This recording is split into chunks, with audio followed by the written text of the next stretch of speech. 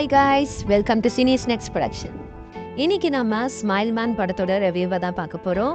ஷியாம் பிரவீன் இயக்கியிருக்கிற இந்த படத்துல சரத்குமார், சிஜா ரோஸ், இனியா, சுரேஷ் சந்திர Menon, Rajkumar, George Marian, baby Alia, Kumar நடராஜன்லாம் நடிச்சிருக்காங்க. இந்த படம் இன்னைக்கு தான் ரிலீஸ் ஆயிருக்கு.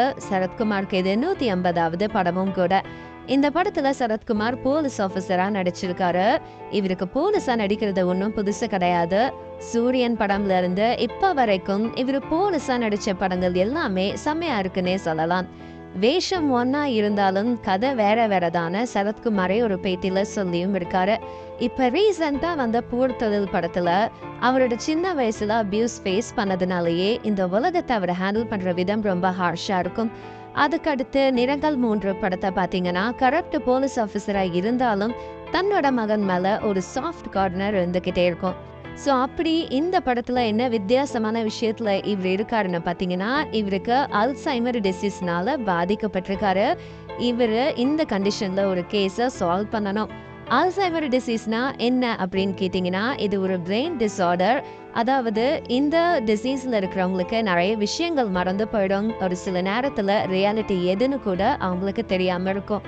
ஒரு போலீஸா பாடியை பில்ட் பண்ணி பக்காவா நிற்கிறது சரத்குமாருக்கு ஒரு பெரிய மேட்டரே கிடையாது. ஆனா ஒரு அல்சைமர் டிசீஸ் பேஷண்டா நடிக்கிறது மென்டலா ரொம்ப டயர்டா இருக்கும். ஸோ அது எப்படி இருந்தது அப்படின்னு சரத்குமார் கிட்ட கேட்கும் போது, எனக்கு அந்த டிசீஸ்க்கு ஒரு பர்சனல் எக்ஸ்பீரியன்ஸ் இருக்குன்னு சொல்லியிருக்காரு. ஏன்னா இவரோட அம்மா அல்சைமர் டிசீஸ்னால தான் இறந்து போயிருக்காங்க. ஸோ படத்துல கொஞ்சம் ஓவரா காமிச்சாலும் கதைக்கு ஏத்த மாதிரி தான் இது அமைஞ்சிருக்குன்னு சொல்லியிருக்காரு. ஸோ வாங்க இந்த படத்தோட கதைக்குள்ள போலாம். சீரியல் கில்லர்னாலே உங்களுக்கு நல்லா தெரிஞ்சிருக்கும், ஒரே ஸ்டைல்ல தான் கொலை பண்ணுவாங்க. ஸோ அதே மாதிரி இந்த படத்தோட டைட்டிலுக்கு ஏற்ற மாதிரியே இங்க வர சீரியல் கில்லர் அவனோட விக்டிம்ஸை கொலை பண்ணி அவங்களோட ஃபேஸை ஸ்மைலி மாதிரி வச்சுட்டு போயிடுறான்.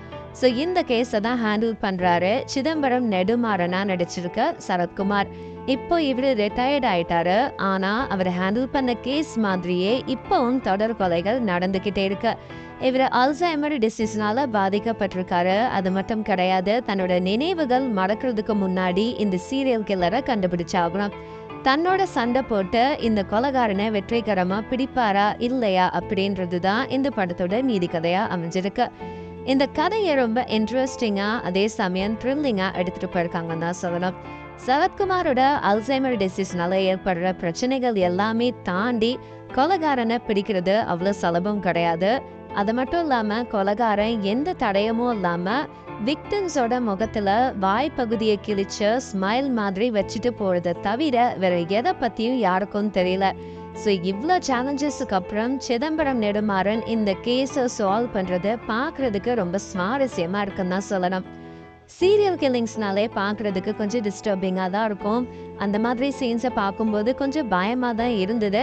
அதே சமயம் இந்த சீன்ஸுக்கு கொடுத்துருக்க பிஜிஎம் அண்ட் மியூசிக் எல்லாமே ஹைலைட்டாக இருந்துச்சுன்னு தான் சொல்லணும்.